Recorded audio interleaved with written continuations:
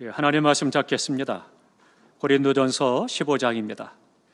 고린도전서 15장 50절로부터 마지막 절 58절까지입니다. 신약성경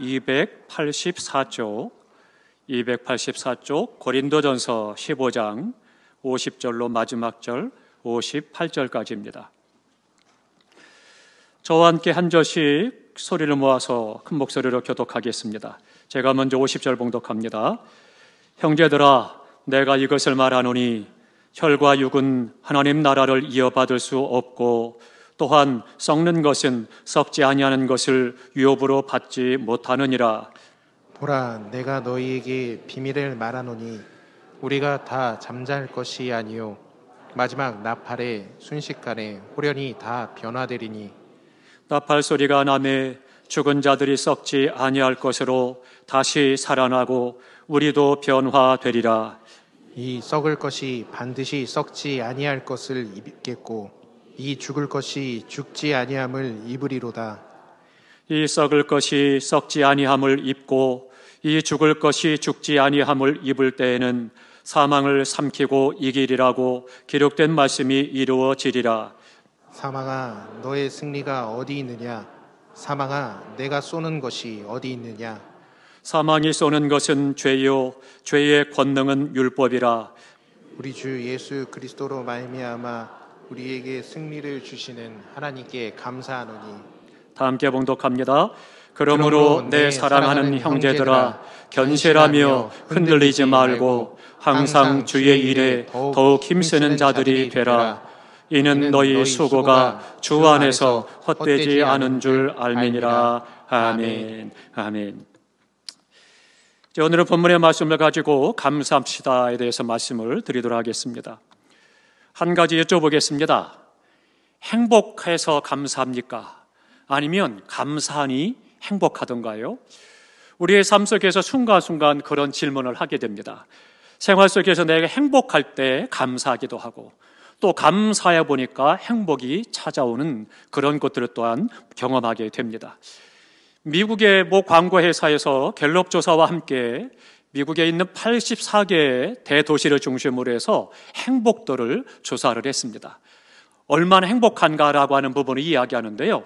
첫 번째 질문은 남성과 여성입니다. 남성이 더 행복하냐, 여성이 더 행복하냐는 거예요. 어떻게 생각하십니까?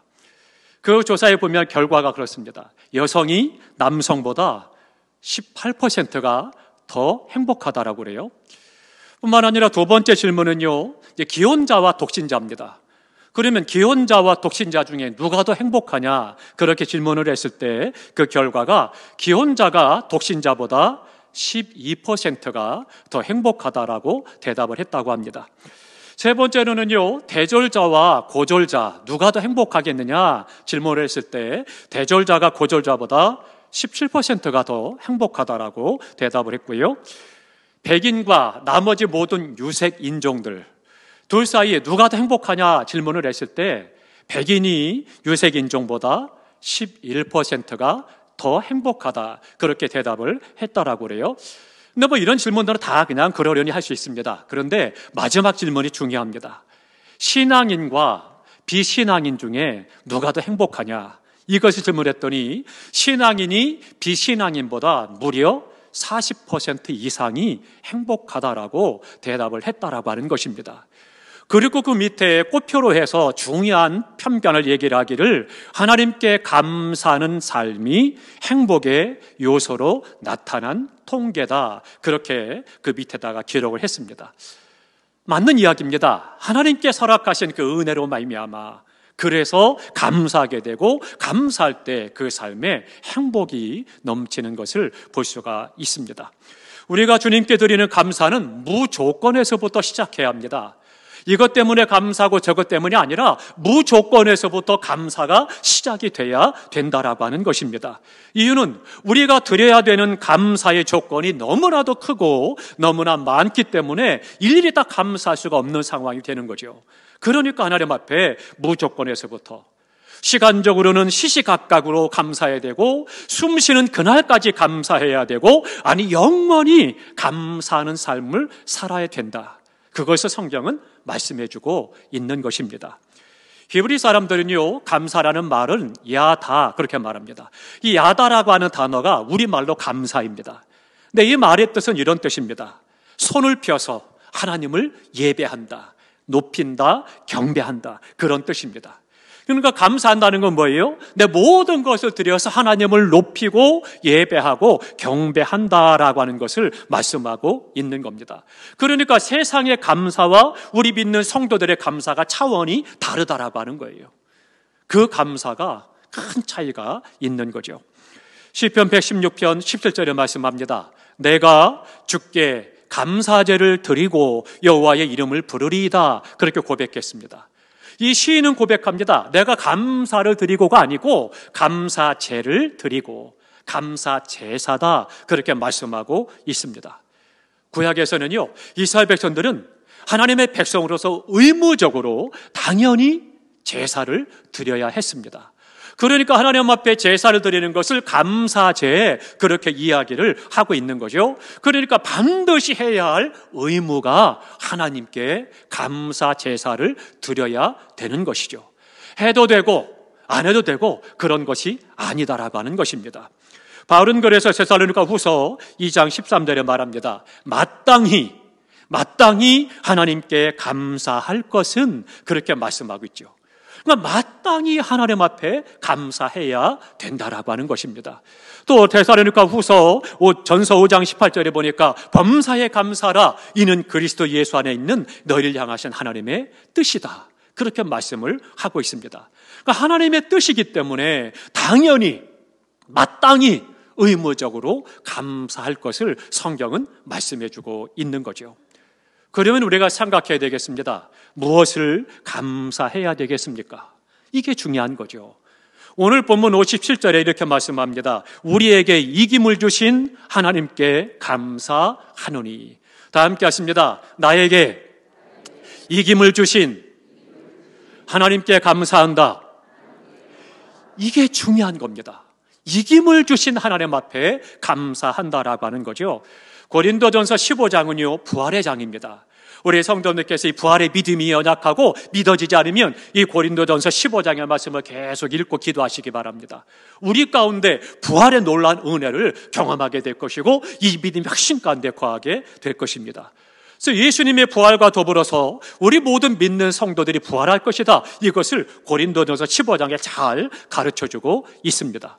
그래서 1장 1절부터 34절까지는요, 부활의 확실성을 가르칩니다.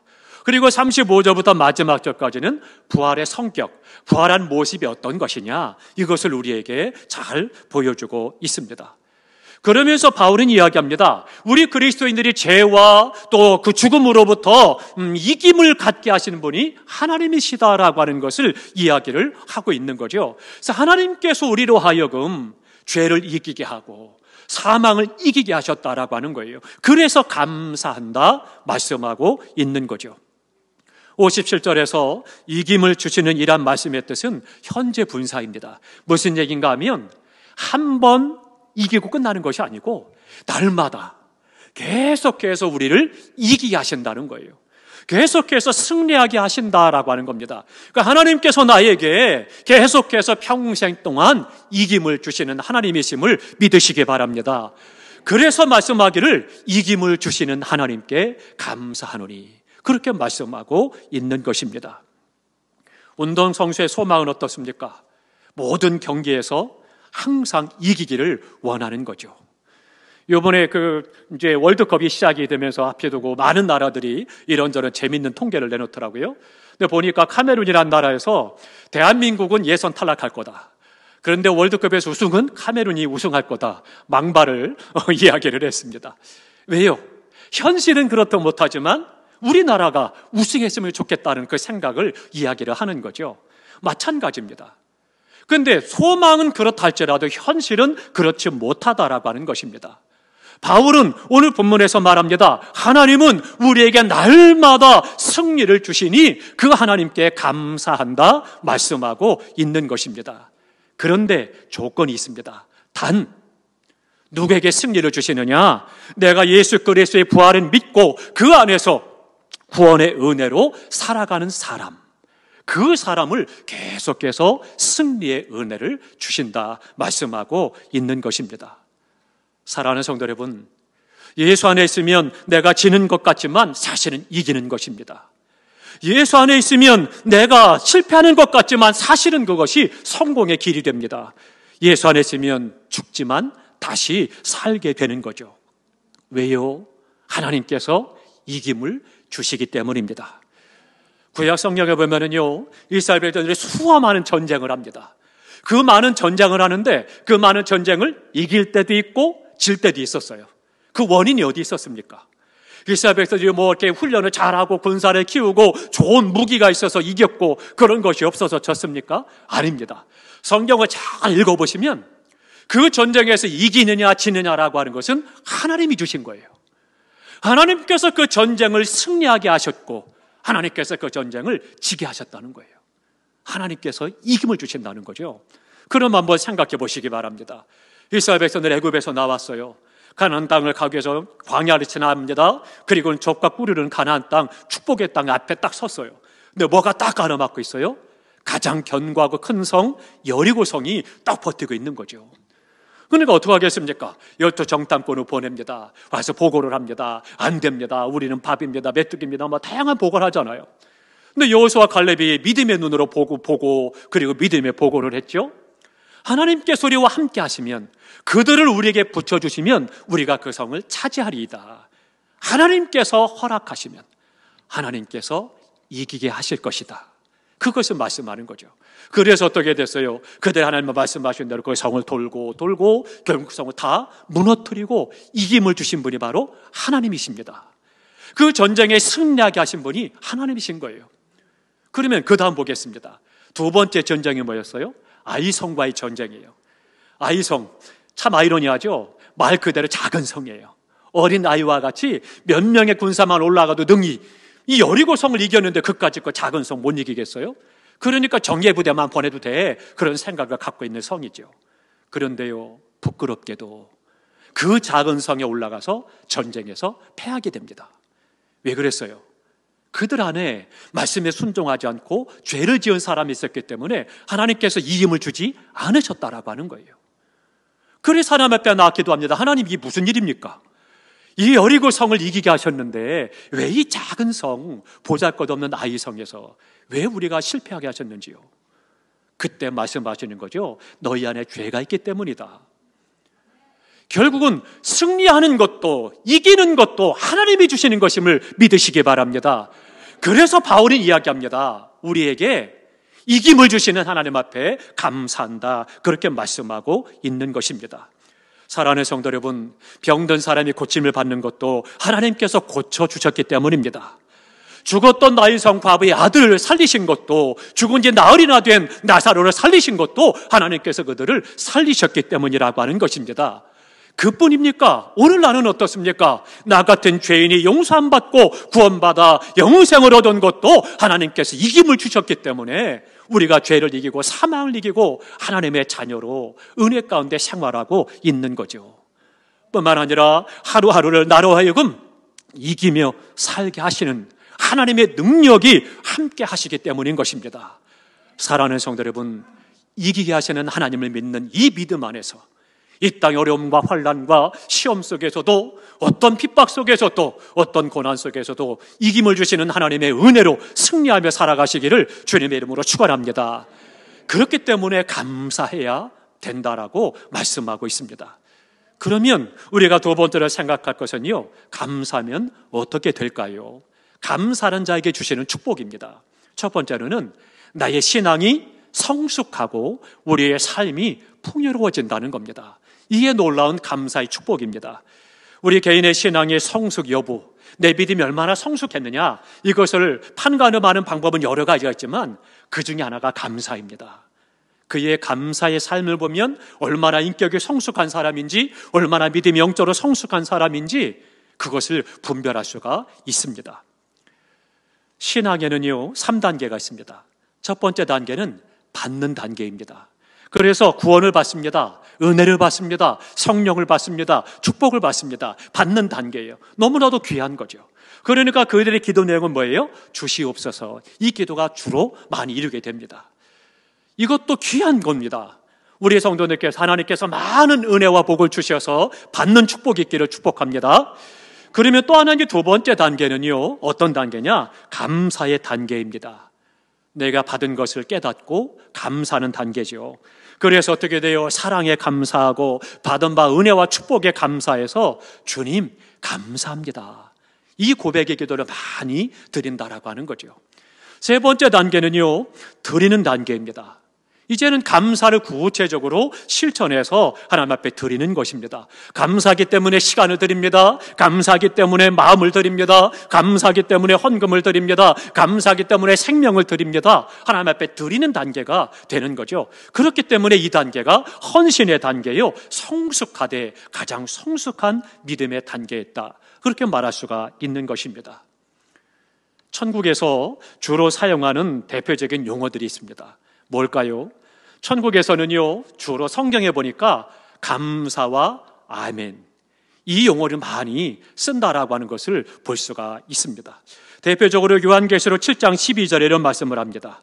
아멘, 찬송과 영광과 지혜와 감사와 존귀와 능력과 힘이 우리 하나님께 세세토록 있을지로다. 아멘 하더라. 아멘. 이 말씀을 하고 있습니다.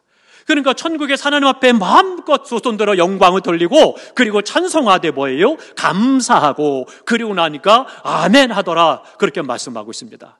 구약에도 마찬가지입니다. 하나님 앞에 나아가 제사를 드리고 말씀이 선포될 때마다 아멘, 그렇게 화답했던 것들을 볼 수가 있죠. 그러니까 이것이 천국에서 부르는 노래의 가사가 되는 것입니다. 아멘, 찬송, 영광, 감사가 있는 곳, 그것이 바로 천국의 삶의 모습인 것이죠. 사랑하는 성도 여러분, 우리가 서로 감사하는 마음을 가지고 살아갈 때 우리의 삶은 더욱더 풍요로워집니다. 우리의 삶이 한결 더 부드러워지고 또 포근해지고 따뜻해질 것입니다. 우리 사회 또한 따뜻한 사회가 만들어질 수가 있는 것이죠. 사랑하는 성도 여러분, 우리가 감사함으로 말미암아 신앙이 더욱더 성숙되어지고 우리의 삶이 따뜻하고 풍요로운 은혜가 축복이 있기를 주님의 이름으로 축원합니다. 두 번째로는요, 감사하게 되면 어떤 복을 주시느냐? 주님의 축복을 받게 된다는 거죠. 어린 자녀들이 부모님의 생신을 맞으면 어떻게 돼요? 부모님들이 주신 용돈을 가지고 모아서 선물을 삽니다. 선물을 사서 카드를 쓰죠. 아빠, 엄마 생신 축하드려요. 그리고 이제 가져옵니다. 근데 사실은 그 선물이 누가 준 거예요? 부모가 준 용돈을 가지고 그 자녀가 사와서 본 거죠. 결국은 엄밀히 따지면 내 돈 내산인 거죠. 내 돈을 들여서 내가 산 것이나 마찬가지죠. 그런데 문제는 카드예요. 이 카드에 엄마, 아빠 생신 축하드려요, 그거 말할 때는 부모님의 마음이 어때요? 너무 좋고 행복한 거예요. 너무나도 기쁜 거죠. 그러니까 어떤 생각을 해요? 이 용돈을 조금 더 줄 걸, 그런 생각을 하게 되죠. 우리 주님의 마음도 마찬가지입니다. 모든 것이 다 주님의 것입니다. 그렇기 때문에 주님께서 모든 것들을 내게 허락하셨기 때문에 내 생명도, 내 삶도, 나의 건강도, 나의 재물도, 내 시간도 다 하나님께서 하나님의 것을 우리에게 주신 것입니다. 그렇기 때문에 하나님께로부터 왔고 하나님께서 주신 것이기 때문에 우리가 주님 앞에 그것을 깨닫고 감사를 드릴 때 결국은 하나님께서는요, 기뻐하신다는 거죠. 그래서 우리에게 더욱더 큰 축복을 주심을 말씀하고 있는 것입니다. 시편 50편 14절 15절에 이런 말씀이 있습니다. 감사로 하나님께 제사를 드리며 지극히 높으신 자에게 내 서원을 갚으며 환난 날에 나를 부르라. 내가 너를 건지리니 내가 나를 영화롭게 하리라 말씀하십니다. 하나님께서 우리를 통해서 영광을 받으시는데 어떻게 돼요? 먼저는 감사로 제사를 드리라. 감사라는 거예요. 그리고 하나님 앞에 서원한 기도들을 생활할 때 하나님께서는 우리의 삶을 통해서 영광을 받으시고 우리가 당하는 환난과 시험에서 우리를 건져주실 것을 약속하고 있는 것입니다. 그러니 얼마나 감사해요. 우리가 이 땅에서 하나님께 감사를 드리고 서원을 갚는 사람, 환난 중에서 하나님께서 그를 건져주신다는 이 축복을 약속하고 있는 것입니다. 주님은 감사하는 사람에게 넘치는 축복을 주시는 것입니다. 우리의 삶에 감사가 충만하시기를 축복합니다. 그럼 이제 마지막으로 그러면 우리가 어떻게 감사해야 되겠습니까? 그것은 한마디로 말씀드리면 말과 마음과 물질로 감사해야 한다라고 하는 겁니다. 말로서 감사를 표현을 하고 마음속에 감사하는 마음을 늘 지니고 있고, 그리고 물질을 들여서 정성껏 감사하는 것 말씀하고 있습니다.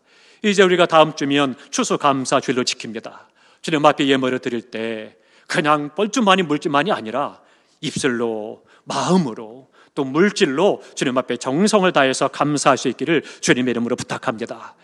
내 보물이 있는 곳에 내 마음이 있다, 우리 주님께서 그렇게 말씀하셨습니다. 감사할 이유, 조건이 없다라면 아직 온전히 주님을 만나지 못한 것입니다. 그러나 주님 뜻 때문에 내가 구원받았고 그 은혜로 내가 살아간다는 이 믿음이 있는 사람은 감사가 넘치게 될 것이고 풍성한 감사를 드리게 되는 것입니다. 사랑하는 성도 여러분, 이 믿음 안에서 날마다 감사의 제사가 풍성케 되시기를 주님의 이름으로 축원합니다. 기도하겠습니다. 우리 다